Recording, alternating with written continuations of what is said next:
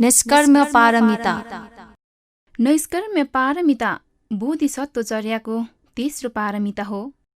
दान पारमिताबाट नैष्कर्म्य पारमिताको लागि आधार प्राप्त हुन्छ भने शील पारमिताले नैष्कर्म्यको लागि अनुबल प्राप्त गराइराखेको हुन्छ। साथै यस नैष्कर्म्य पारमिताले पछि क्लेश आवरण पन्छ्याएर फेरि मोहवी छन्दलाई अलग्याएर प्रज्ञा पारमिता पूर्ण गर्नको लागि पृष्ठभूमि बनाउँछ। दान पारमिता छोडेर बस्नु हो भने नैष्कर्म्य पारमिता छोडी जानु हो। छोडिएको वस्तु फेरि आफूसँग आउन सक्छ वा पुग्न सक्छ। त्यसैले यहाँ त्याग बरोबर गरिरहनु पर्ने हुन्छ। छोड्नु र फेरि त्यही नै बराबर त्यही नै छोडी बस्नु पर्दैन। बेसन्तरको छोराछोरी र राज्य प्राप्त भएको पछि अरिन्दम राजकुमार र सोमनस्स राजकुमार आदिको अभिनिष्क्रमपछि राज्यमा प्रत्यागमन नहुने घटनाले यस कुरालाई स्पष्ट पार्दछ। तर यसको अर्थ कुनै पनि पारमिताको अगाडि कुनै पनि पारमिता श्रेष्ठ भनेको होइन। पारमिता गुणधर्म त 10वटा परस्पर श्रृङ्खलाबद्ध छन्। एउटाको अर्को पूरक छ। एउटा पारमिता पूर्ण हुँदा अर्को पारमिताले टेवा दिइरहेको हुन्छ।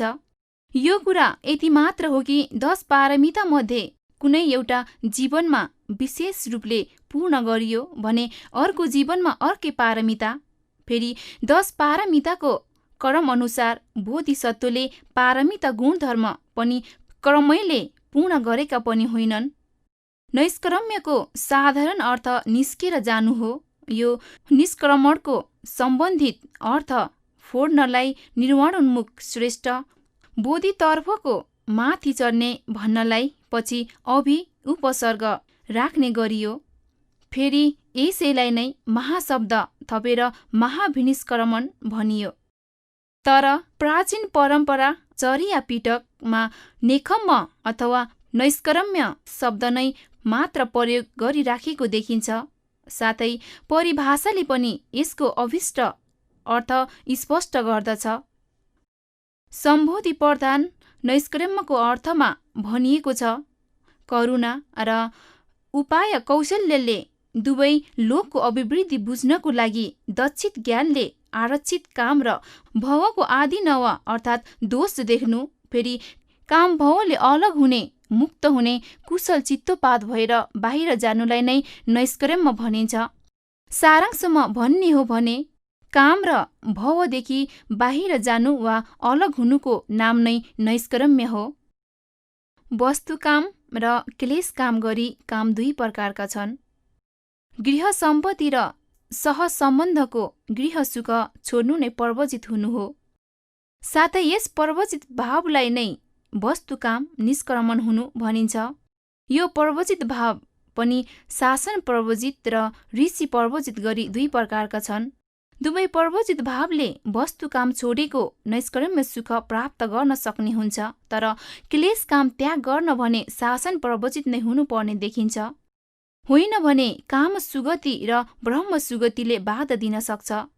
क्लेश काम निष्क्रमण निवारणलाई दमन गरी वा जितेर प्राप्त हुने प्रवजित सुखलाई नै भनिन्छ। अर्थात् मुक्ति मार्गमा परेको क्लेश विच्छेद गरी निर्वाण पुग्ने संसार मुक्त हुने हेतु भएकोले यसलाई विपसना नैष्कर्म्य पनि भन्न सकिन्छ। पहिलो आसक्त भएर बस्नुबाट पन्छिनु, पछि टाढा बस्नु, अन्तमा छन्द नै फ्याँक्नु क्रमबद्ध बाटो निष्क्रमणले पक्रन्छ। फेरि जहिले आफू पार हुने पारमी भाव भन्दा व्यापकतामा गएर विशेषत बोधि प्राप्त अर्थ पार गर्न साधकको रूपमा निष्क्रमण हुन्छ। त्यसबेला त्यसलाई नैष्कर्म्य पारमिता भनिन्छ। नैष्कर्म्य पारमिताको वर्णन गर्न अघि नैष्कर्म्यको विषयमा अलिकता चर्चा गर्नु यहाँ उचित देखिन्छ। किनकि यसले बुझ्नलाई क्रम बाँधेझै हुन्छ। बोध्य विषय पनि बोधगम्य हुन्छ। सबैभन्दा पहिले निष्क्रमणको विभिन्न भेदको एकपल्ट फेरि चर्चा गरौँ, जसले वस्तुकाम र वस्तुकामको कारणमा उत्पन्न हुने लोभ, द्वेष, मोह, मान, दिट्ठी आदि क्लेश कामलाई राम्ररी बुझ्न सकिन्छ। पर्वजित हुनु गृहस्थ जीवनदेखि बाहिर जाने अर्थमा निष्क्रमण हो। ध्यान गर्ने निवारणबाट अलग्गिने अर्थमा निष्क्रमण हो। निर्वाण संसारदेखि अलग्गिने अर्थमा निष्क्रमण हो। वास्तवमा भन्ने हो भने अकुशल धर्मदेखि बाहिर निस्कने भएकोले सारा कुशल धर्म नै निष्क्रमण हो। यस कुरालाई पाली गाथाले यसरी अभिव्यक्त गरिएको छ। पवज पठम झानङ निबाडञ्च विपसना सबै विकुशला धम्म नेखमन्ति पउच्चति। प्रवजित हुनु, ध्यान प्राप्त गर्नु, निर्वाण, विपसना र सारा कुशल धर्मलाई नैष्कर्म्य भनिन्छ।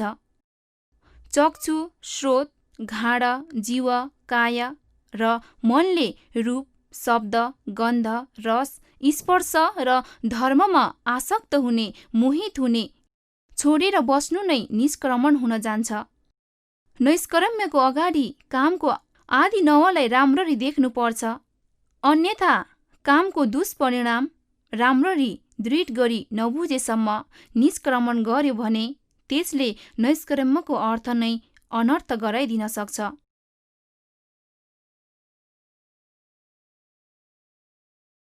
काम जातक ब्रह्मदत्तको ज्येष्ठ पुत्रले राज्याभिषेकको समयमा मलाई राज्य चाहिएको छैन भनी आफ्नो भाइलाई करले नै राज्याभिषेक दिन लगाए। उनी स्वयं एउटा गाउँमा गएर एकजनाको घरमा बस्न गए। तर पछि उनी एकजना राजकुमार हुन् भनी मानिसहरूले थाहा पाए। मानिसहरूले उन कहाँ आएर भन्न थाले, हामीलाई यस करबाट मुक्त गरिदिनुहोस्, यो कर मुक्त गरिदिनुहोस्। उनले आफ्नो भाइद्वारा करमुक्त गराउँदा पछि करमुक्त गराउनेहरू पनि धेरै भए। पछि उनीहरूले दिन ल्याएको भेटीहरू स्वीकार गर्दा गर्दै उनको मनमा कामना पनि बढ्दै गए अनि उनले स्वयं नै कर लिन थाले। अझ त्यतिले पनि चित्त नबुझेर भाइसँग आधा राज्य नै लिए। त्यसपछि त बाँकी रहेको आधा राज्य माग्न अप्ठ्यारो भएकोले युद्ध गर्ने कि मेरो राज्य दिने भनी खबर पठाए। भाइले आफ्नो दाजुको मूर्खतामा मुस्काउँदै उनको राज्य उनलाई नै फर्काइदिए। तर यसले पनि उनको कामना पूर्ण भएन। उनको अरू राज्यहरू समेत जितेर लिने इच्छा जाग्यो। त्यसैले समयमा यिनलाई पाठ सिकाउनु पर्यो भनी इन्द्र आएर तीन राज्यको सुख खुब प्रशंसा गरी ती राज्यहरू सजिलै जित्न सकिने कुरा पनि बताए। अनि राजा अरूको राज्य जितेर लिन उत्तेजित भए र तुरुन्त युद्धको तयारी गरे। तर युद्धको लागि प्रस्थान गर्ने बेलामा राजाले त्यस भेषधारी इन्द्रलाई देख्न सकेनन्। उसलाई अब 3वटा राम्रो राज्य नपाइने भयो भनी पीडा भयो। उनले न त तीन राज्यलाई बिर्सन सक्यो न त तीन राज्य कहाँ र कसरी लिने भन्ने नै थाहा पाउन सक्यो। यही मानसिक पीडाले ऊ ओछ्यानमा थला परे। पछि एकजना कुशल चिकित्सक बोधिसत्वलाई नभेटेको भए बिचरा ऊ आफ्नै मानसिक रोगले विनाश हुने थियो। बोधिसत्वले कामको दुष्परिणाम देखाएर उसको मानसिक रोग निको पारिदिनु भयो। यसले स्पष्ट हुन्छ नैष्कर्म्यको अर्थ नै कामको अभिनव देख्नुको संयोजनबाट बाहिर निस्कनु हो। साथै यसबाट भिन्न खानलाई वा लौकिक स्वार्थ पूर्ति गर्न निष्क्रमण गर्यो भने त्यो वास्तविक नैष्कर्म्य हुँदैन।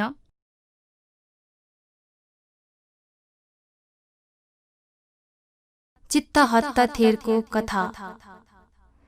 श्रावस्तीमा एकजना कुलपुत्र त्यसरी नै पात्रमा रहेको मिठो प्रणित स्वाद लिएर पर्वजित हुन आयो। उसको विचार हो, म सधैँ काम गरेर पनि यस्तो खान पाउँदिन। तर त्यो स्वाद उसको लागि त बल्छीको स्वाद मात्र नै भयो। स्वादको लागि पर्वजित भएकोले मन परे झैँ मिठो प्रणित वस्तु मनले चाहनु स्वाभाविक नै हो। त्यसैले उसले क्लेशलाई जित्न सकेन। जीवन नै बन्धन जस्तो लाग्यो। मन परेको बेला मन परेको खाने र मन परेको पिउने भन्ने कामनाले उसलाई मनमा शान्ति भएन। पछि ऊ फेरि गृहस्थ नै हुन गयो। गृहस्थ भएर मेहनत दुःख गरी काम गर्नुपर्दा पर्वजित हुँदाको सुख सम्झेर फेरि पर्वजित हुन आयो। यसरी ऊ बिचरा 6 पल्टसम्म पर्वजित भयो। 6 पल्टसम्म गृहस्थ भयो। त्यसैले उसको नाम चित्तहत्त थेर रहन गयो। एक दिन उसले आफ्नी जहानको अङ्गमा दृष्टि पुग्दा कामनाको दोष देख्न पुग्यो। तब उसले पर्वज्यको अर्थ कामनाको संयम, उपशमन साथै शान्ति प्राप्ति भनेको बुझ्यो। अन्तमा उसले छोड्नुपर्ने गृहस्थ भाव वैरागले छोडेर पर्वजित पनि भयो र पछि फेरि गृहस्थ हुन गएन। वस्तुत निष्क्रमण पञ्चकामगुण प्राप्त गर्नको लागि होइन भन्ने कुरा बुझेपछि मात्र नैष्कर्म्य जीवन सुखद हुन्छ। उपादानको आश्रय लिउन्जेल यो सुखदेखि विमुख भएर बस्नुपर्ने हुन्छ। निष्क्रमणको पछि पनि उसको जीवन यता न उता भइरहन्छ। कुदाल जातक। किसानी काम गर्ने बोधिसत्व कुदाल पण्डितले एउटा कोदालो एक ठाउँमा लुकाएर पर्वजित जीवन बिताए। जब उनलाई यो जीवन गाह्रो लाग्दै आयो तब उनी फेरि त्यही कोदालोले खोजेर गृहस्थ भएर खेती गर्न गए। फेरि खेती किसानी काम गाह्रो मानेर भिक्षापात्र बोक्न आउने र भिक्षापात्र बोक्न गाह्रो भएपछि कोदालो बोक्न जाने काम उनले 6 पल्टसम्म दोहोऱ्याइरहे। 7औं पल्ट मात्र उनले बुझे कि यही कोदालोको कारणले गर्दा बार बार फर्केर आइरहनु पर्यो। त्यसैले उनले त्यही कोदालो एउटा पोखरीमा आँखा चिम्लिएर आफूले नदेख्ने गरी फ्यालिदिए। त्यसपछि उनले मैले जिते भनी उफ्रिरहे। संयोगको कुरा हो, यसै बेला नै सीमान्त उपद्रव शान्त गरी वाराणसी नरेश त्यही बाटो गरी फर्किरहेको थियो। कुदाल पण्डितले त्यसरी कराइराखेको सुनेर उसले सोध्यो, तिमीले के जित्यौ? जवाफमा आफूले आफूलाई नै जितेको कुरा कुदाल पण्डितले स्पष्ट पार्दै भने, नतं जितं साधु जितं यङ जितं औ जियति, तङ्खो जितं साधु जितं यङ जितं नाभिजियति। त्यो जित साँच्चैकै जित होइन जसले फेरि हराउन सक्छ। त्यो जित साँच्चैकै जित हो जुन जितपछि पुनः हारमा परिणत हुँदैन। त्यसैले यो राम्ररी स्पष्ट छ कि निष्क्रमण गर्न अगाडि नै निष्क्रमणको उद्देश्य स्पष्ट बुझ्नुपर्छ। त्यति भएन भने पनि कम्तीमा पनि पर्वजित भइसकेपछि त अवश्य बुझ्नुपर्छ।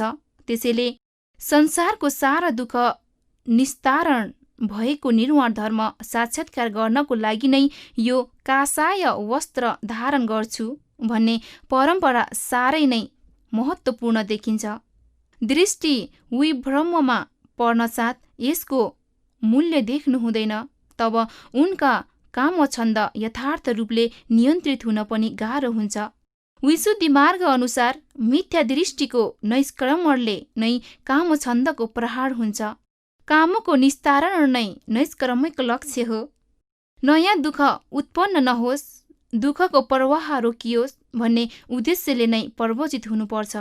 फेरि जन्म हुनु नपर्ने पर्वजित जीवनको उद्देश्य हो भने क्लेशको क्षय गर्नु र निर्वाण साक्षात्कार गर्नु नै बुद्ध धर्मको यथार्थज्ञ अद्वितीय तार्किक नागसेन भन्तेले स्वयं पहिला पर्वजित हुँदा भिक्षुहरू ठुला पण्डितहरू म उनीहरूसँग सिकेर लिनेछु भनेर मात्र पर्वजित भएको हो। तर उनले बुझेर पछि राजा मिलिन्दलाई स्पष्ट रूपमा भने, पर्वज्यको अर्थ नै काम भवदेखि निष्क्रमण हुनलाई र परम निर्वाण प्राप्त गर्नको लागि हो। यो लक्ष्य प्राप्त गर्न वस्तु काम र क्लेश काम छोड्नुपर्छ र छोड्दै जाँदा नैष्क्रम्यको यथार्थ सुख प्राप्त हुन्छ। यसको उदाहरण महाकपिन स्थवीरको उदान शब्दबाट स्पष्ट हुन्छ। महाकपिन स्थवीरको कथा। कुकुटवती नगरको राजा महाकम्पिनले बुद्ध धर्म र सङ्घको विषयमा व्यापारीहरूको तर्फबाट सुन्न साथ भगवान बुद्ध भेट्न गए। उनले चन्द्रभागा नदीको किनारमा एउटा बरको बोटमुनि बसिराखेका बुद्धको दर्शन गरे।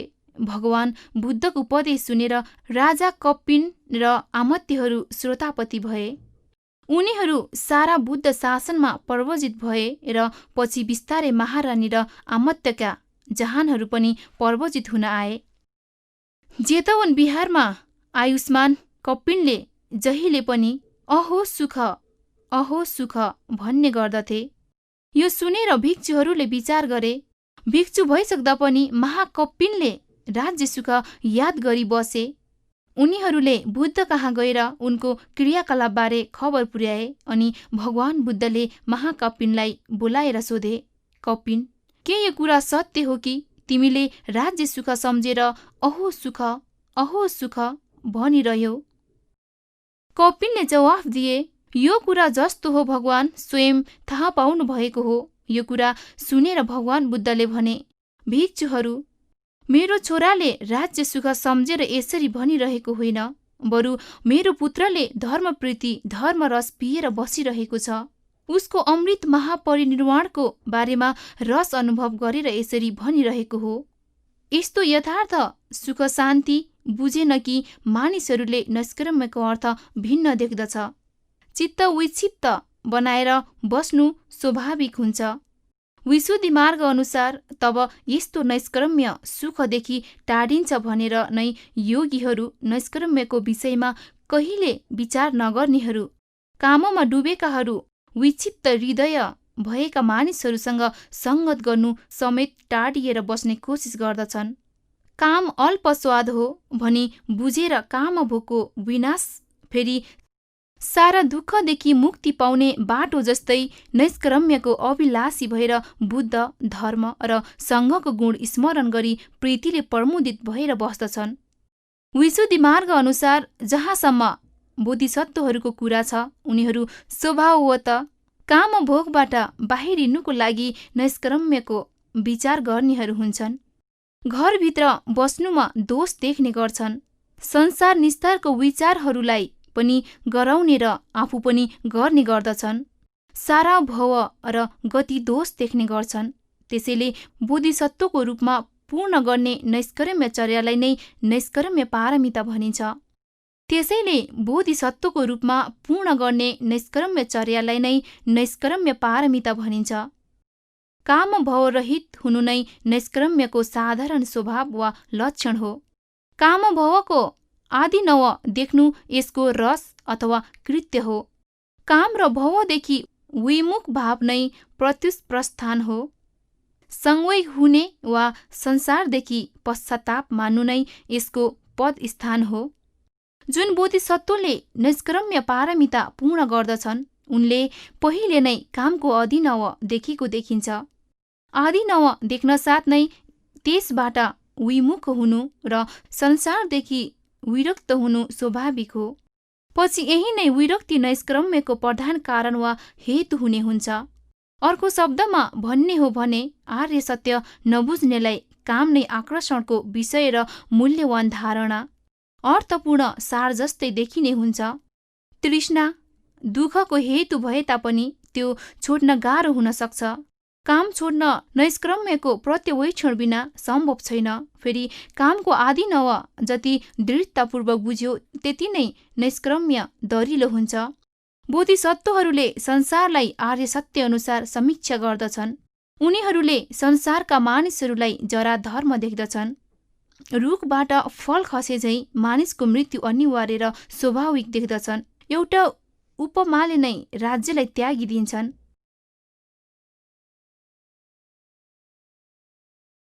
सोनक जातक।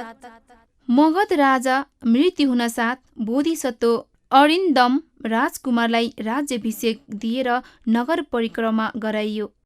यता राजकुमार अरिन्दमको साथी सोनक आफूलाई पुरोहित बनाउँछ भनी डरायो। फेरि एउटा सालको बोटबाट झर्दै गरेको पात हेर्दै स्वयं सोनकले अनित्य दर्शन बुझ्यो।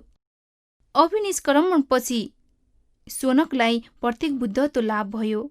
40 वर्षपछि अरिन्दमले आफ्नो साथी सोनकलाई सम्झे, तर कहीँ पनि भेटिएन र तब गीत गाएर खोज्ने काम सुरु गरे। राजाले गीत गाएका हुन् भनी प्रजाहरू सबैले नै त्यो गीत गाउन थाले। त्यही नै गीत गाइरहेको एकजना 7 वर्षको दाउरा खोज्न आएको केटोलाई प्रत्येक बुद्ध सोनकले गीतमय जवाफ सिकाए। जवाफी गीत सुनेर राजा अरिन्दम केटोसँगै प्रत्येक बुद्ध सोनक कहाँ पुगे। तपाईलाई आनन्द त छ होइन भनी राजा अरिन्दमले सोद्धा प्रत्येक बुद्धले जवाफ दिए, अकिञ्चन घर नभएको भिक्षुलाई सधैँ आनन्द हुन्छ। पहिलो आनन्द यो हो कि उसको कोठामा धनधान्य नहुनु। दोस्रो आनन्द हो निर्दोष भिक्षाले चित्तमल उत्पन्न गरी कष्ट नहुनु। तेस्रो आनन्द हो शान्त भिक्षा ग्रहण गर्नु। चौथो आनन्द हो मुक्त भएर चारिका गर्नु। पाँचौं आनन्द हो नगरमा आगो लागे तापनि उसको केही पनि नजल्नु। छैठौं आनन्द हो राष्ट्र लुटियो भने पनि उसको केही पनि नलुटिनु। सातौं आनन्द हो चोर र मार्गबाधक भएर पनि ऊ सकुशल हिँड्ने हुनु। आठौं आनन्द हो ऊ जहाँ जहाँ जान्छ अपेक्षाले जानु।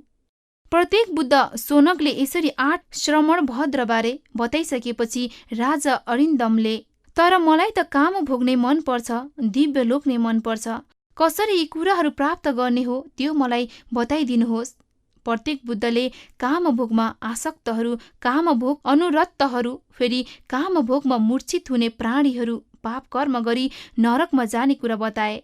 उनले फेरि एउटा उपमा दिँदै यसरी प्रकाश पारे।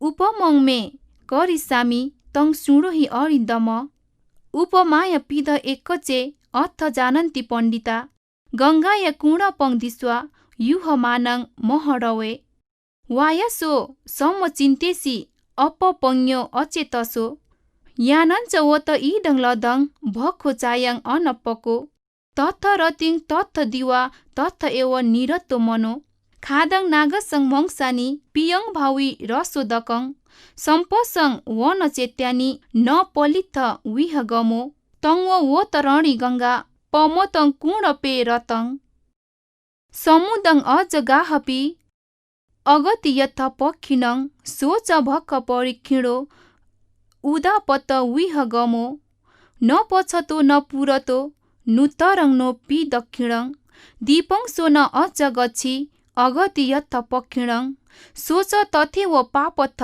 यथा दुब्बलको तथा तञ्च सामुद्दिका मच्छा कुम्भिला मकरा सुसु पसयकार खादिसुङ फङ्द मानङ विपक्षिणङ एवमेव तुअङ राजा यत अङ्गे काम भोगिनो गिद्ध चे उपमा राजा काग पङ्या ते विधु एता ते उपमा राजा अथ सङ्द सनिकता तोङ च पङ्या ये ते तेन यदि काहासी का नव। हे अरिन्दम सुन, म तिमीलाई एउटा उपमा दिन्छु। कति ज्ञान हुनेहरूले उपमाले पनि कुरा बुझ्दछन्। गङ्गामा एउटा मरेको हात्ती महासमुद्रतिर बहाउँदै लगिरहेको थियो। त्यो देखेर एउटा मूर्ख बुद्धिहीन कागले विचार गर्यो, मलाई एउटा यान प्राप्त भयो, मेरो लागि यो आहार पनि प्रशस्त नै छ। ऊ रात दिन त्यही नै बस्यो।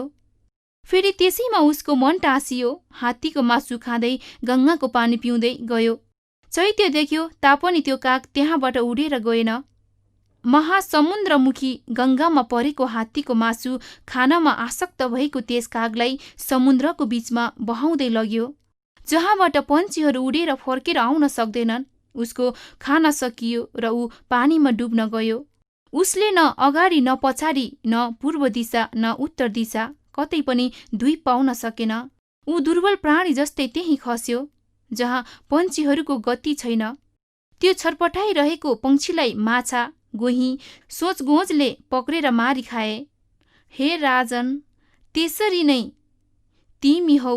त्यो जस्तै अन्य कति प्राणीहरू पनि कामभोगीहरू छन्।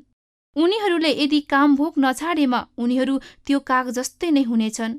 हे महाराजा, मैले अर्थ प्रकाशित गर्ने उपमा दिइसके। यदि अब तिमीले उपदेश बुझेर काम गर्यौ भने तिमी सुगतिमा उत्पन्न हुन्छौ, होइन भने दुर्गतिमा। बोधिसत्वले यो उपमा सुन्ने बित्तिकै तुरुन्त प्रकाश पारे। को नुमे राज कत्तारो सुत वयोन्तिङ आगता रजङ निया दसियामी नाहङ रजे न मत्थिको अजे व पब्ब जिसामी को अङ्य मरणङ सुए माहङ काको व दुम्मेधो कामानङ व अनङ्गा। मलाई राज्याभिषेकको संस्कार गर्ने सुत अथवा अन्य मेरा मानिसहरू खै कहाँ गए? म राज्यभार फिर्ता दिनेछु। मलाई राज्य चाहिएको छैन। अहिले भनेर नै म पर्वजित हुन्छु। कसले जानेको छ र भोलि नै म मर्छु कि बाँच्छु? म मूर्ख काग जस्तै कामभोगमा वशीभूत भएर बस्न सक्दिन। त्यति भनेर बोधिसत्व महाभोग सम्पत्ति एउटा एउटा भएसम्म आफ्नो छोरालाई सुम्पेर हिलोबाट सफा ठाउँमा काँडा नभएको चौडा बाटोको पथिक बन्न जानुभयो। अन्य ठाउँमा पनि भनिएको छ, सम्बन्धोयं घर वासं रजसाय तनङ इति अभो कासो व पवजा इति दिस्वा न पब्बजी। छोराछोरीको हेतुद्वारा अनेक बाधासहित क्लेश रूपी धुलो उत्पत्ति हुने एउटा स्थान घर हो। पर्वजित हुनु अभो व कास जस्तै स्वतन्त्र शान्तिपुर हो। त्यसैले म पर्वजित भए। उपरोक्त जातकीय अभिव्यक्ति पुरोहित पुत्रले बोधिसत्वलाई उपमा दिएर नैष्कर्म्य प्रेरणा दियो भने प्राय गरी बोधिसत्वको जीवनमा बोधिसत्व स्वयं जागृत भएको देखिन्छ। यहाँ पूर्व अभिव्यक्तिको विपरीत स्वयं जागृत भएको एउटा उदाहरण उल्लेख योग्य देखिन्छ। सह्य जातक। जति बेला वाराणसीमा ब्रह्मदत्तले राज्य गरिरहेका थिए त्यति बेलामा बोधिसत्व राजपुरोहितको कुलमा जन्मिए। फेरि त्यसै दिन नै राजकुमारको पनि जन्म भयो। राजकुमारसँगै जन्मेको हुनाले बोधिसत्वलाई पनि सँगसँगै पढाइयो, साथसाथै शिक्षा दीक्षा पनि दियो। दुवैको बीचमा अति ठूलो विश्वास पनि भयो। तर ब्रह्मदत्त राजाको देहान्त हुने बित्तिकै राजकुमार राजा भए। उता बोधिसत्वले विचार गरे, मलाई पुरोहित पद दिन्छ, यसभन्दा त पर्वजित जीवन नै श्रेष्ठ छ। यसरी विचार गरेर आमा बाबुसँग बिदा लिएर उनी पर्वजित भए। फेरि अभिज्ञा र समापति लाभ गरी ध्यानस्थ भई बसे। उता अनेक प्रकारको कोसिस गरी वाराणसी नरेशले बोधिसत्वलाई चिन्न सक्यो। तब राजाले उनलाई पुरोहित पद दिने भनी भन्न पठाए। तर बोलाउन आएको राजदूतलाई बोधिसत्वले यसरी जवाफ दिए, मलाई पुरोहित पद त के स्वयं काशी राज्य, कोशल राज्य, जम्बुद्वीप र चक्रवर्तीको लाभ भए पनि म फिर्ता जाने छैन। खकारिसकेको खकार फेरि कसले चाट्ला। कहिले यस्तो बाँध्न खोजिएको बन्धन देखेर बोधिसत्वले नैष्कर्म्य पारमिता पूर्ण गरे। फेरि कहिले जरा धर्म देखेर संसारको भवको आदि नव विचार गरी पारमिता पूर्ण गरे। मखादेव जातक। विदेह राजा मखादेवले आफ्नो कपालीलाई भने, ममा सेतो केस हुन साथ भन। भने अनुसार एउटा सेतो केस देख्न साथ कपालीले त्यो केस उखेलेर राजाको हातमा राखिदिए। विदेह राजाले हातमा आफ्नो सेतो केस हेर्दै भने, मूर्ख मखादेव, सेतो केस फुलिसक्यो तापनि तिमी यो चित्तमल परित्याग गर्न सक्दैनौ। यसरी विचार गर्दै उसको छाती तातियो, शरीरबाट पसिना तरतर बग्न थाल्यो। भिजेको लुगा फुकालेर फ्याँक्न हुने भयो। तब आफ्नो ज्येष्ठ पुत्रलाई राज्य सुम्पेर बोधिसत्व मखादेव पर्वजित हुन गए। त्यसै गरी चुल्ल सुत सोम जातक 525 अनुसार बोधिसत्व सुत सोमले पनि आफ्ना बन्धुहरू, मित्रहरू, अमात्यहरू र परिषदहरूलाई सम्बोधन गरी आफू पर्वजित हुन जाने कुरा स्पष्ट पार्दै भने, मेरो टाउकोमा सेतो केस फुलिसक्यो, त्यसैले म पर्वजित हुन जान्छु। बोधिसत्वहरूलाई प्रेरणा अनेक प्रकारले प्राप्त हुन्छ, तर अर्कोतिर उनीहरूलाई भोगविलासमा डुबिरहने बनाउनुमा पनि कोसिस भइरहन्छ।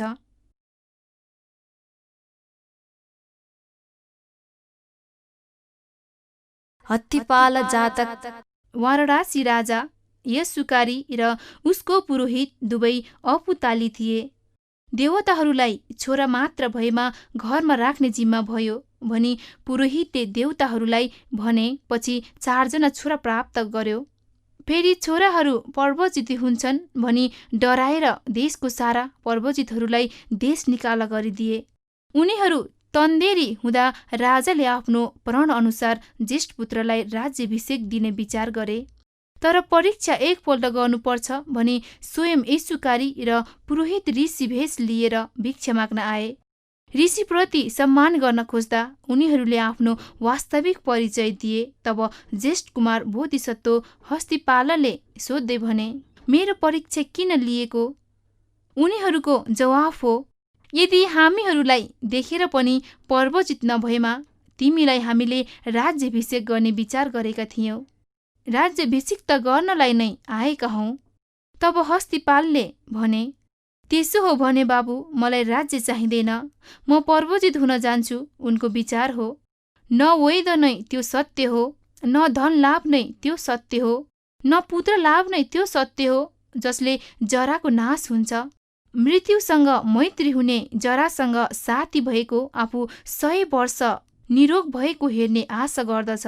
यसरी जीवन संस्कारको तुच्छता प्रकट गरी, महाराज तपाईँ जानुहोस्, तपाईँसँग कुराकानी गर्दा गर्दै व्याधि जरा मरण मेरो नजिक आयो, तपाईँ अप्रमादी हुनुहोस् भनी राजा र आफ्नो बाबुलाई प्रणाम गरी गए। पुरोहित र राजाले हस्तिपालको भाइ गोपाललाई पनि रोक्न सकेन। 2 दिन पर्ख भनी के भनेको थियो? गोपालले जवाफमा भने, हियो ती पोसो परेती अनागतं नेतं अतिथिज्ञत्वा उपन्न छन्दं को पनुदेय धीरो।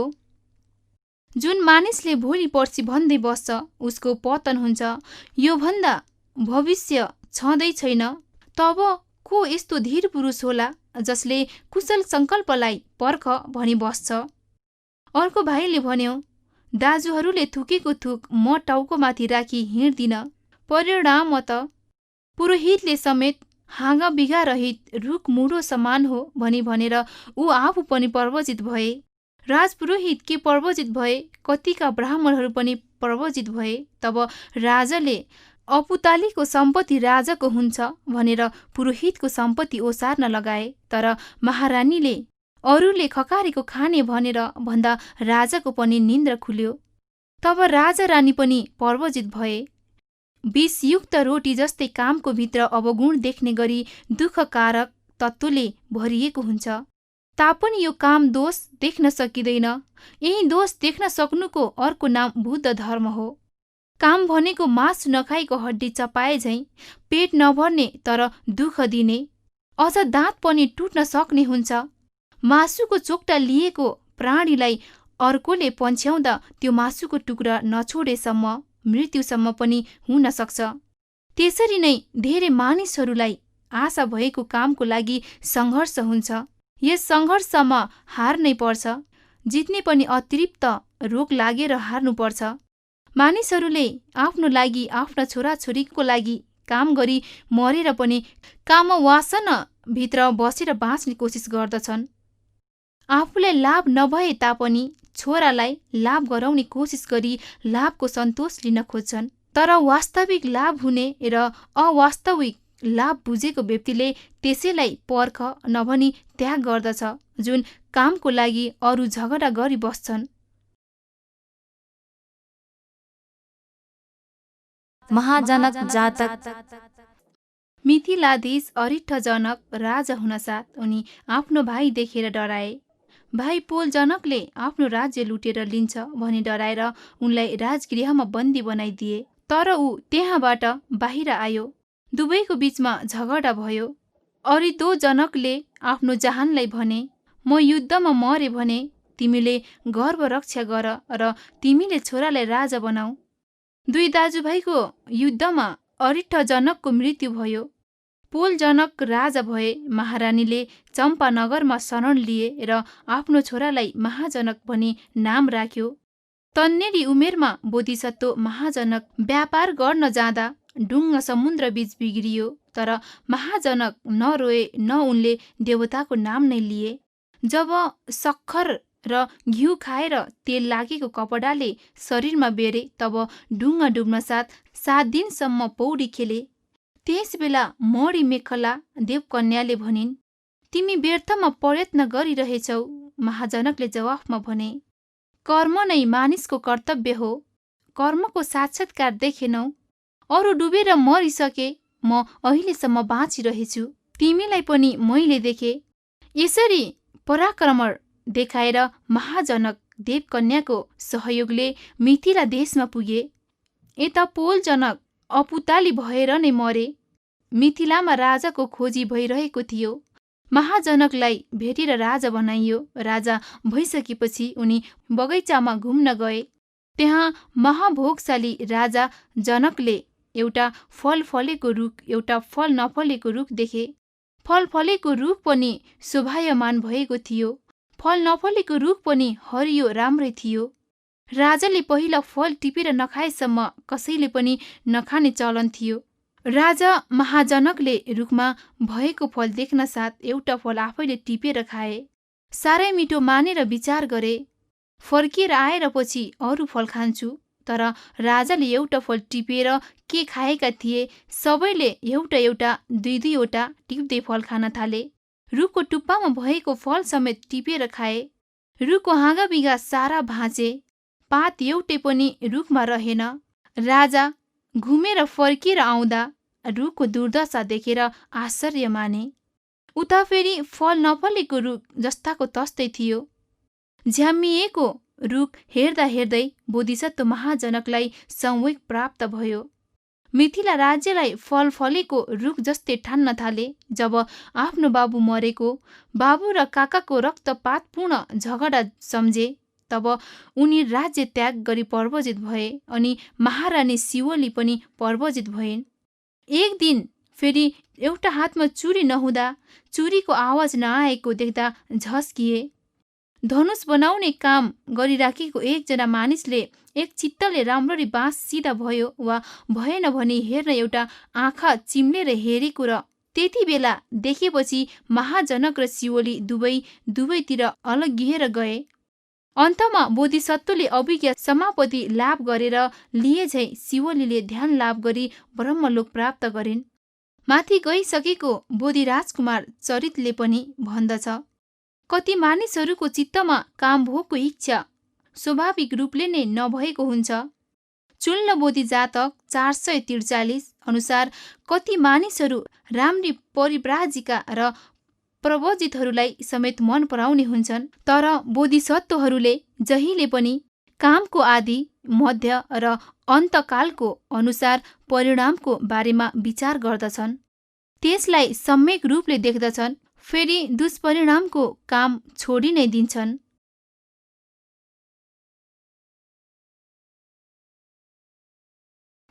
सरभङ्ग जातक। वाराणसीको राजपुरोहित पुत्र बोधिसत्व ज्योतिपाल अद्भुत धनुर्विद्यामा पारङ्गत थिए। दैनिक 1000 असर्फी भएको उनको तलबप्रति अरूको ईर्ष्या गरे। पछि धनुर्विद ज्योतिपालले आफ्नो धनुर्विद्या प्रदर्शन गरे। अत्यन्त अद्भुत आश्चर्यजनक चमत्कारपूर्णको धनुर्विद्या देखेर उनलाई राजाले सेनापति पद दिने निर्णय गर्यो। तर त्यस बेला बोधिसत्व ज्योतिपालले विचार गरे, धनुर्विद्याको आदि अथवा पहिलेमा के छ, मध्यममा के छ, अन्तमा के छ? आरम्भमा मृत्यु, मध्यममा कामभोग र अन्तमा पनि कामभोग नै भएको बोधिसत्व ज्योतिपालले देखे। अन्तमा यसबाट मुक्ति प्राप्त गर्नलाई उनले राति नै सुटुक्क घर छोडी गए। बोधिसत्वको यस निष्क्रमणको महत्त्व देख्न साथ अरूले पनि यस आदर्शको अनुकरण गरे। यद्यपि कामभोगीले पनि कामभोगमा फसाउनको लागि कम कोसिस त गर्दैन, तर कम से कम बौद्ध संस्कृति निष्क्रमणको अगाडि ऊ सदा पराजित हुन्छ।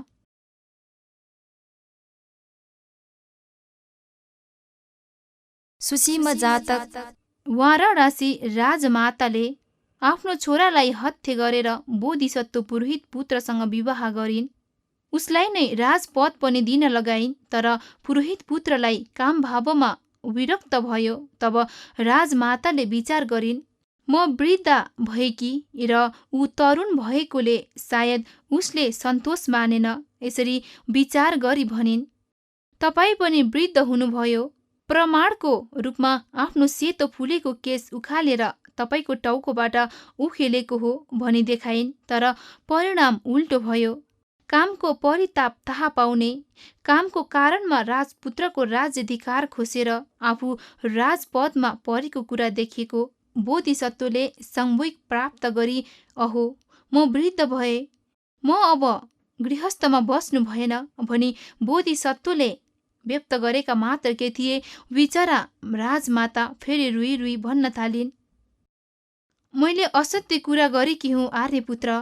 त्यो सेतो केस तपाईँको होइन, मेरो टाउको हो। तपाईँ मदेखि टाढिनु भएकोले तपाईँ वृद्ध भयो भनी आफूसँग आसक्त गराउन मैले यसो भनेकी हुँ। मलाई नछोड्नुहोस्। प्रत्युत्तरमा बोधिसत्वले जवाफमा, तिमीले जुन भन्यौ त्यो असत्य होइन। त्यो सेतो केस मेरो नभए तापनि त्यस्तो सेतो केस मसँग पछि उम्रेर आउने अवश्य पनि हो भन्दै बोधिसत्वले पर्वज्य व्रत लिए। त्यसभन्दा पहिले यसरी गाथा उच्चारण गरे, रजु वा लम्बनी चेसा यागे हे वसतो इति एतम्पि छेत्वान वो जन्ती धीरा अनपेक्षिनो काम सुकं पहाय। गृहवासको कामरती रोगीलाई ओल्टे कोल्टे फेर्नुको लागि बल प्रदान गर्ने डोरी जस्तै हो। धीर पुरुष त्यसलाई पनि चुडाएर काम सुखलाई फ्यालेर पर्वजित हुन्छ।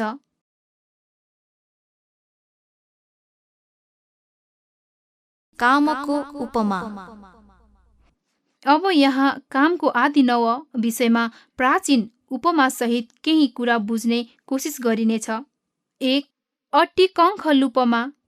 काम भनेको अल्प स्वार्थयुक्त रगत लागेको हड्डी जस्तै, कङ्काल जस्तै हो। भोकाएको दुर्बल कुकुर गाई भैँसी मार्ने ठाउँमा जान्छ। त्यहाँ उसले मासु निकालिसकेको हड्डी चपाउँदै अल्प रसमा आसक्त भएर बस्दछ। एकातिर उसले आफ्नो दाँतबाट निस्केको रगतको स्वाद पनि हड्डीबाट आएको भनी सम्झिन सक्छ। अर्कोतिर त्यो जतिसुकै चपाए पनि पटक्कै पेट भर्ने होइन। त्यसरी नै काम पनि एकातिर दुःखदायी हो, अर्कोतिर असन्तोषदायी पनि हो। कामको कारणले यस लोकमा पनि परलोकमा पनि धेरै उपद्रव भोग्नुपर्ने हुन्छ। 2. वंश पेशुपमा कामा।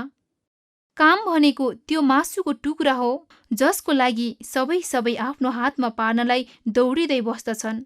सिनु खाने गिद्धले पनि यदि एक्लै मात्र खाने कोसिस गरेमा उसको गति राम्रो हुने छैन। एकातिर एउटा पन्छीले मासुको चोक्टा तान्यो कि उसले सजिलै छोड्ने छैन, उता अर्कोले पनि त्यो मासुको चोक्टाको निम्ति पछि आउन छोड्दैन। यसको कारण उनीहरूबीच सङ्घर्ष हुन्छ। सङ्घर्षमा मर्छ कि मार्छ। 3. तिणुकुप्पमा कामा। काम भनेको बलिरहेको सुकेको घाँस जस्तै हो। बलेको सुकेको घाँस पक्रिराखेको मानिसले हावा लागेको ठाउँमा बसेर पनि उसले घाँसको मुठो छोड्न सकेन भने उसलाई पनि पोल्न सक्छ। कामको आगो पनि त्यस्तै हो। उसलाई पक्रिने राख्यो भने त्यसैले आफैलाई पोल्दछ। 4. अङ्गारकासुपमा कामा। जसरी अति नै दन्किएको आगोको खाल्टोमा हाम फाल्न गएमा मर्दछ, काम भनेको दन्दन बलेको आगोको खाल्टो जस्तै हो। त्यसरी नै काममा डुब्ने समयमा आगोको खाल्टोमा हाम फाल्नु झै हो। यसबाट टाढा भए जलनको महसुस हुन्छ भने नगिच भए भस्म गरिदिन्छ। कामले पनि टाढाबाट नै जलन गराउँछ। त्यसैमा डुबिराखेमा आफै डाहा हुन्छ, नष्ट हुन्छ।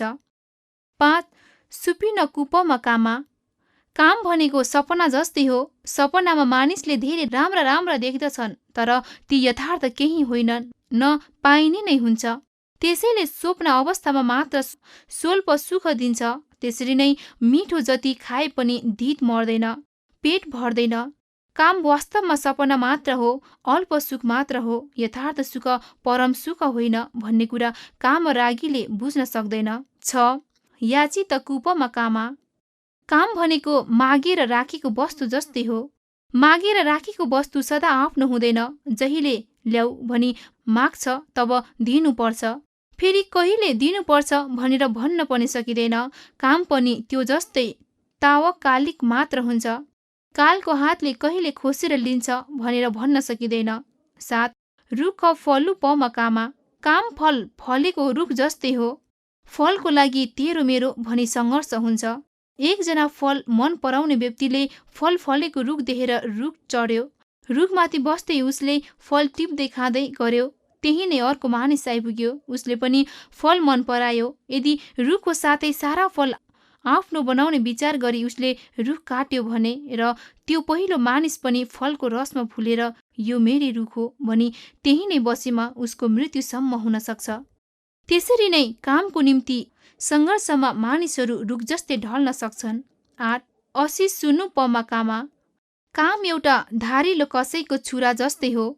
कसैको छुराले काटमार मात्र गर्दछ, त्यसरी नै काम वस्तु मात्र हेरी बस्यो भने झगडा गर्दै मानिसहरू चोटपटक लगाउँदै बस्नुपर्छ। कामको बाटोमा हिँड्दा धेरै प्रहार खानुपर्छ। 9. सत्य सुन्नु पमा कामा। काम एउटा चक्कु जस्तै हो, धेरै जसो ससाना घाउहरू चक्कुले गरे झैँ कामले धेरै ससाना दुःख अनेक रूपमा दिने गर्छ। 10. सप्पसी रूपमा कामा। काम सर्पको टाउको जस्तै हो, सर्पलाई छुन साथ वा पक्रिन साथ हामीलाई बेर्दछ, त्यसरी नै कामले पहिला मानिसलाई बेर्ने गर्दछ। सर्पले त्यसपछि विष लगाउन डस्छ, कामले पनि त्यसरी नै पछि आफ्नो विष छोड्छ। यसरी भययुक्त भएकोले काम सर्पको टाउको जस्तै हो। 11. अग्नि खङधुप्पमा कामा। काम भनेको अग्नि स्कन्द जस्तै हो, अग्नि स्कन्दले ज्यादै ताडन पीडन दिन्छ।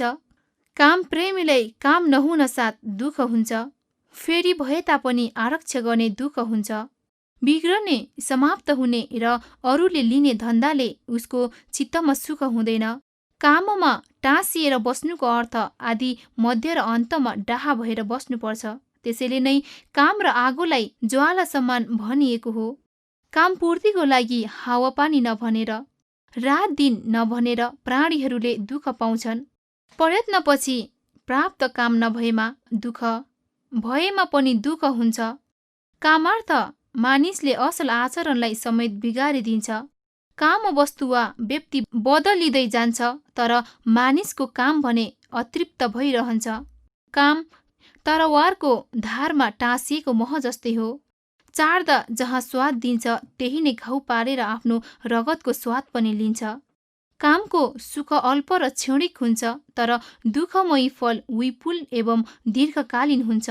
सुख दुबोको टुप्पामा रहेको शीतको थोपा जस्तो दुःखको सागरमा परे झैँ हुन्छ।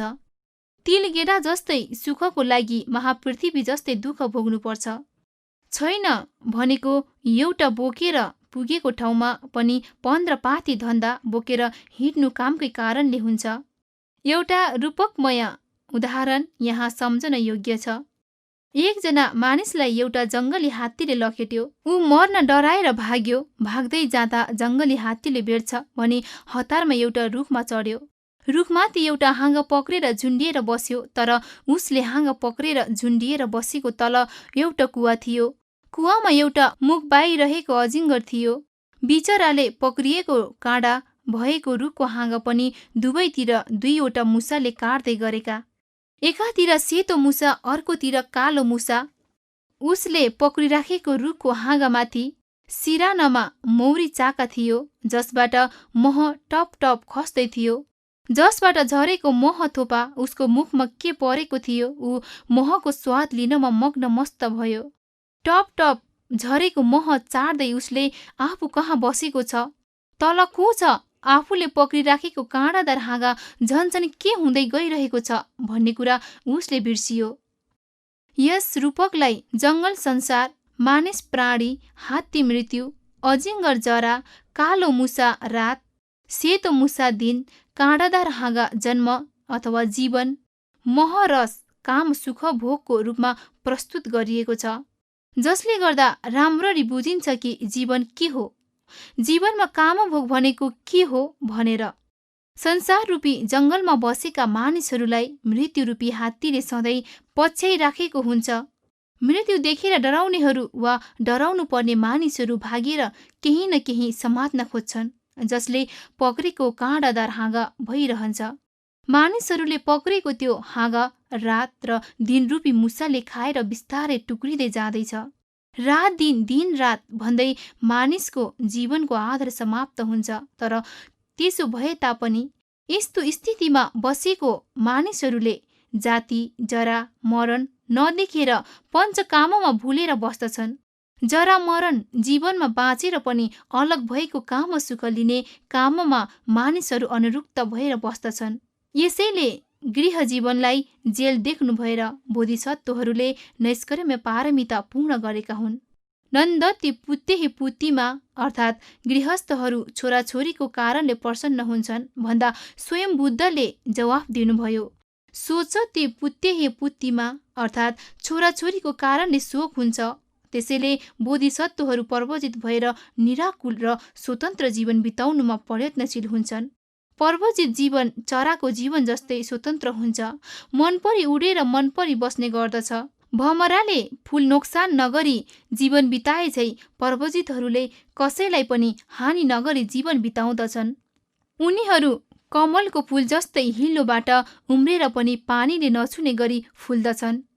अनाथ पिण्डीको छोरी सुभद्राले यस्तै शान्त इन्द्रियप्रति प्रसन्न भएर नै पर्वजितहरूको साँच्चै राम्ररी प्रशंसा गरेकी हुन्।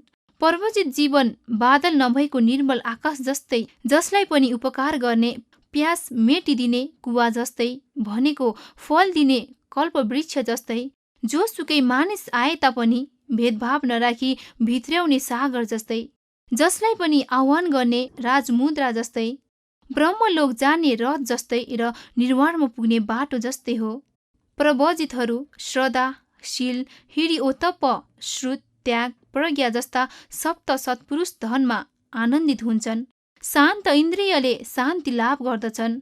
अष्टालोक धर्मदेखि मुक्त भएर परम शान्त जीवन बिताउँदछन्। बोधिसत्वहरूले कुशलको लागि प्राय घर छोड्दछन्। त्यसो भन्नाले गृहस्थ जीवनमा बोधिसत्वहरू बस्दै बसेनन् भन्ने होइन। उदाहरणको लागि कुश जातक 531 मा आफ्नो जहान प्रभावतीको लागि धेरै नै कुश कुमारले दुःख पाए। ज्योतिपाल हुँदा आफ्नो साथी घटिकारलाई कतिसम्म मुण्डकहरू कहाँ जानु पर्दैन भनी भन्ने गर्दथे। दरिमुख जातक 378 अनुसार आफू धुलोमा खेल्दादेखिको धुलो साथी दरिमुखले पर्वजित भएर प्रतीक बुद्ध भएपछि कामभोग हिलो हो, गन्दगी हो भने तापनि पहिला त बोधिसत्वले जवाफ दिए, म कामभोगमा डरलाग्दो रूपमा अल्झिएर बसे, टाँसिएर बसे, मूर्छित भएर बसे। मैले त्यो जीविकाको इच्छा गरी बसे तापनि यसलाई छाड्न सकिन। मैले अनेक पुण्य मात्र गर्छु हो। पछि आफ्नो ज्येष्ठ पुत्रलाई राज्य सुम्पेर उनी पर्वजित भए। तर प्राय बोधिसत्वको जीवनमा जुनसुकै पारमिता पूर्ण गर्न पनि उनले पर्वजित जीवन लिएको देखिन्छ। साथै यो जीवन बिताउन जस्तो सुकै वियोग वा विरह मान्नु परे तापनि, छोराछोरी, श्रीमती छोड्ने जस्तो सुकै महान भोग सम्पत्तिको लोभ देखाए तापनि वा आए तापनि छोडेकोलाई नैष्कर्म्य पारमिता भनिन्छ। फेरि अङ्ग आरक्षसम्म वास्ता नराखी अथवा अङ्ग प्रत्यङ्गको माया मोहने नराखी बोधिसत्वहरू पर्वजित हुनेहरूलाई नैष्कर्म्य उपपारमिता भनिन्छ। काम छोडी जीवन बिताउन गाह्रो भएर जीवनको माया समेत नराखी काम वस्तुदेखि अलग बस्ने वा जीवनको माया समेत आफ्नो निष्कर्मण प्रतिज्ञा नसुहाउने बोधिसत्वहरूको नैष्कर्म्यलाई नै नैष्कर्म्य परमत्थ पारमिता भनिन्छ। यी कुराहरूका उदाहरणको रूपमा यहाँ केही बोधिसत्वको नैष्कर्म्य पारमिता सम्बन्धी चरित्रको उल्लेख गरिनेछ।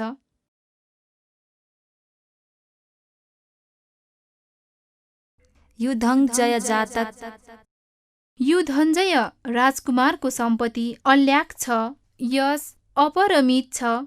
एक दिन बगैँचामा घुम्न जाँदा रुखको पातमा र माकुराको जालोमा शीतको थोपा परेको देखे। त्यो शीतको थोपालाई हेर्न जाँदा अघि देखिएको शीतको थोपा देखेनन्। त्यसरी नाश हुने शीतको थोपा बारे विचार गर्दै सामूहिक प्राप्त गरे। तब त्यसलाई नै प्रधान निमित्त बनाएर सामूहिक वृद्धि गर्दै आमा बाबुसँग प्रवचित हुने वचन मागे। आमाले गृहस्थमा किन नबस्ने भनी सोध्न साथ राजकुमारले यसरी जवाफ दिए, उस्स ओव तीर्णगहि सूर्यस्स उग्ग मनपति एवं आयु मनुष्यानङ मामङ अम्म निवारए। सूर्योदय हुनसाथ जसरी घाँसको टुप्पामा रहेको शीतको बिन्दुको आयु हो, त्यसै गरी मानिसको आयु पनि हो। आमा, त्यसैले मलाई नरोक। त्यसपछि निगम र राष्ट्रका नै सारा मानिसहरू आएर कराउन आए। आमा बाबुले पनि भने, बाबु, आज नै यो उन्नत स्थित महापृथ्वीलाई नै सम्हाल। तर यी आग्रहको कुनै प्रभाव बोधिसत्वलाई परेन। राजा, रानी, निगम र राष्ट्रका सारा मानिसहरूले एउटै स्वरमा करुणायुक्त शब्दले विलाप गरे तापनि राजकुमार अपेक्षारहित हुनु भएर पर्वजित भए। सम्पूर्ण पृथ्वीको राज्य, जाति, परिवार र यसलाई बोधिको लागि कुनै परवाह नराखी त्याग गरिदिए। बोधिसत्वको नै शब्दमा माता पिता न मेदसा न पिदेशं महायसं सबन्युतं पियं मयं तस्मा रजं परिच जिन्ती। मलाई आमा बाबु मन नपरेकोले होइन, न त मलाई महाशय नै मन पर्दैन, तर मलाई सबैभन्दा सर्वज्ञता नै मन पर्छ। त्यसैले मैले राज्य त्याग गरेको हुँ। बोधिसत्वहरूको यो नैष्कर्म्य कामभोग जित्नुको लागि हो। कामभोग अङ्गालो मारेर बस्नुमा नैष्कर्म्यको कुनै मूल्य पनि छैन। यो कुरा हामीले अर्को उदाहरणबाट पनि जान्न सक्दछौँ।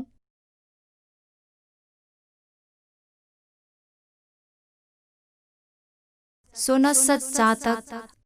इन्द्रप्रस्थ नगरमा राजकुमार सोमनस्स कुमारको जन्म भयो। एकजना ऋषि पर्वजित त्यही राज्यमा भिक्षाटन गर्न आए। राजाले त्यस ऋषिप्रति अति श्रद्धा राखेर आफ्नो बगैँचामा नै राखे। तर ती ऋषि बगैँचामा फूल रोपेर तरकारी रोपेर लाभको मार्गमा हिँड्न थाले।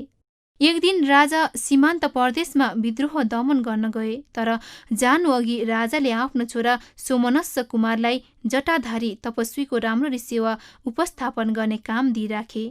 राजकुमारले तपस्वीको चाल देख्दा विचार गरे, यो तपस्वी चामल नभएको धान जस्तै हो, सार नभएको केरा जस्तै हो। त्यसैले उसलाई सुहाउँदो राजकुमारले भने, गृहपति, सन्चै त छौ होइन, तिम्रो लागि के पठाइदिऊ? यो कुरा सुनेर तपस्वी रिसाएर भन्यो, राजकुमारलाई बाँकी राख्ने छैन भनी विचार गर्यो। राजा सीमान्त प्रदेशको विद्रोह शान्त गरी फर्किएर तपस्वी कहाँ गए। तपस्वीले अनेक प्रकारले राजकुमारले आफूलाई अपमान गरेको कुरा बताए र राजालाई रिसले अन्धो बनाइदिए। यही अन्धो रिसमा राजाले राजकुमारलाई पक्रन मानिस पठाउँदा मार्न अघि राजाको अगाडि लान भने। फेरि राजाको अगाडि राजकुमारले ऋषि भोगी र सङ्ग्रही भएर बसेको कारणले गृहस्थी भन्ने कुरा बताए। साथै प्रमाणको रूपमा लेनदेन गरेको मानिसहरू पनि अगाडि राखिदिए। राजाले आफ्नो छोराप्रतिको रिस मारेर ऋषिप्रति रिस खन्याए। तर बोधिसत्व सोमनस्स कुमारले ऋषिको प्राण पनि बचाइदिए।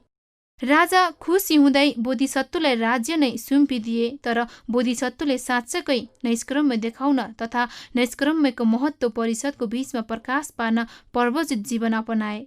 उनले पर्वज्य जीवन लिन जाने उद्देश्यको बारेमा यसरी भने, नमे देशं महारञ्जं काम भोगेन देशियो सबं युतं पियं मयं तस्मा रजं परिच गिन्ती। न त महाराज, मलाई राज्य मन पर्दैनथ्यो, न त मलाई काम भोग्नै अप्रिय छ, तर बढी सर्वज्ञता मलाई मन पर्छ। त्यसैले मैले राज्य त्याग गरे। सर्वज्ञता ज्ञान जन्म, जरा, व्याधि र मरण मुक्तिको ज्ञान हो। त्यसैले नै अविनिष्कर्ममा यसले प्रेरणा प्राप्त हुने पनि स्वाभाविक हो। अयोधर जातक। काशी नरेशले आफ्नो छोरा बोधिसत्व अयोधर कुमारलाई यक्षुणीबाट बचाउँछु भनी 16 वर्षसम्म फलामे घरभित्र राखी हुर्काए। 16 वर्षको तन्नेरी भइसकेपछि फलामे घरबाट बाहिर निकालेर देश घुमाउन लगे। राजकुमारले अत्यन्त आश्चर्यले सोधे, 16 वर्षसम्म मलाई किन यस्तो नगर नदेखाई अँध्यारोमा राखियो? तब उनलाई यथार्थ सबै कुरा बताइयो।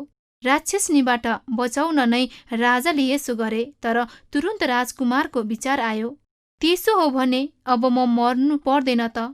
जब राजाले उनलाई राज्य सम्हाल्न भने राजकुमारले जवाफ दिए, संसारमा जति पनि मानिस छन् दाजुभाइसँग आरक्ष बिना नै अगाडि बढ्छन्, तर म त्यहाँ बढे जहाँ चन्द्र सूर्यको प्रकाश नै छैन। आमाको पेटमा 10 महिना बन्धनमा बसे, 16 वर्षपछि फलामको बन्धन गृहमा बसे। यदि मैले यस प्रकार भयानक दुःख भोग गरिसक्दा पनि राज्यको सुखमा आनन्दित भएमा म पापीहरूमध्ये मुख्य पापी नै हुनेछु। मृत्युलाई योद्धाले जित्न सक्दैन, चतुरङ्गी सेनाले पनि मृत्युलाई पराजित गर्न सक्दैन। एक दिन सबै त्यसरी नै च्युत हुनेछन् जसरी रुखमा फलेको फल खसेर जान्छ। मलाई शरीरको माया छैन, राज्य पनि चाहिएको छैन। मैले शान्ति खोज्छु जहाँ मलाई मृत्युले ढाल्न सक्दैन। यसरी जवाफ दिएर बोधिसत्व अयोधरले रुइरहेका जन परिषदलाई छोडे। फेरि उनी हात्ती बन्धन मुक्त भए झैँ मुक्त भएर जङ्गलमा गए। पछि आमा बाबु र परिषदहरू पनि प्रवजित हुन गए। कामभोग प्रवजितहरूलाई मन पर्दैन। पछि प्रवजितहरूको आँखामा कामभोग भनेको नै शराब जस्तै हुन्छ। भीष जातक।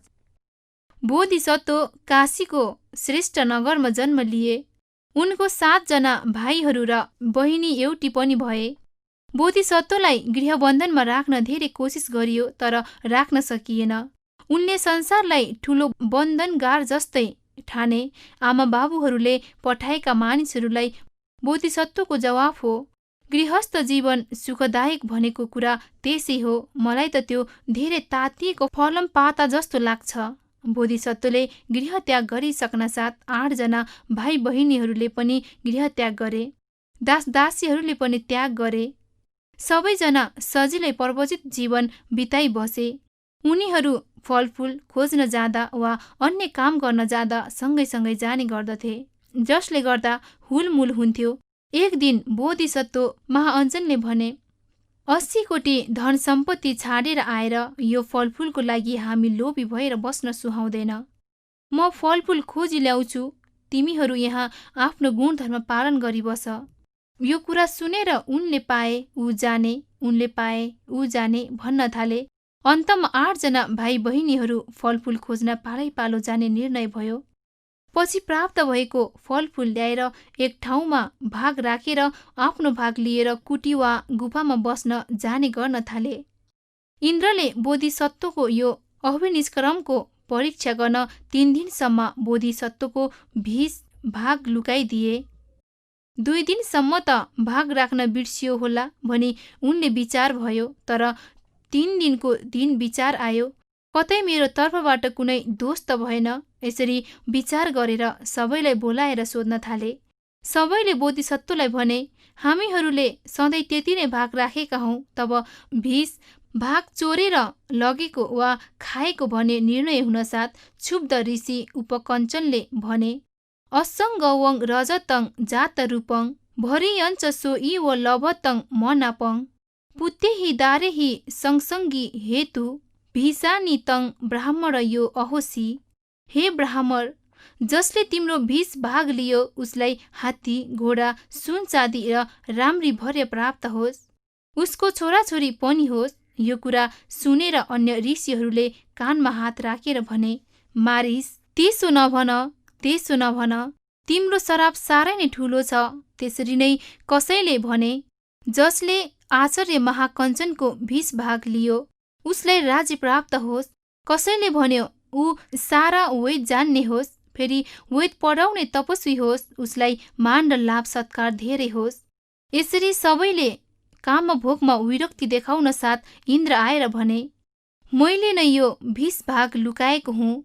फेरि उसले सोध्यो, लोकमा जुन खोज्दै मानिसहरू घुम्दै घुम्दै हिँडिरहन्छन्, जुन मानिसहरूलाई मन पर्छ, राम्रो मनमा गर्छ, ऋषिगण तिमीहरूले किन त्यो कामभोगको प्रशंसा गरेनौ? यसको जवाफमा बोधिसत्वले 2वटा गाथा उच्चारण गरे। कामेषु वे हङ्यरे वजरे च कामेषु दुःखञ्च भयञ्च जातं कामेषु भूताधिपति पमता पापनि कम्मानि करोन्ति मोहा तं दापधम्म पसवेत्वा पाप कायस्स भेद निरयं वोजन्ति आदि नवं कामगुणेषु दिस्वा तस्मा ईशयो न प्रशंसति कामे। कामभोगको कारणमा नै मानिसहरू मारिएर बस्छन्, बाँधेर र थुनिएर बस्छन्।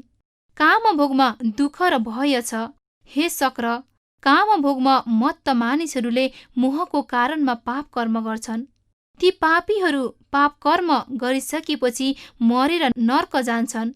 ऋषिगणहरूले यही नै कामभोगको दुष्परिणाम देख्छन्। त्यसैले नै उनीहरूले कामभोगको प्रशंसा नगरेका हुन्, प्रशंसा नगरेका हुन्, प्रशंसा नगरेका हुन्, प्रशंसा नगरेका हुन्, प्रशंसा नगरेका हुन्, प्रशंसा नगरेका हुन्, प्रशंसा नगरेका हुन्।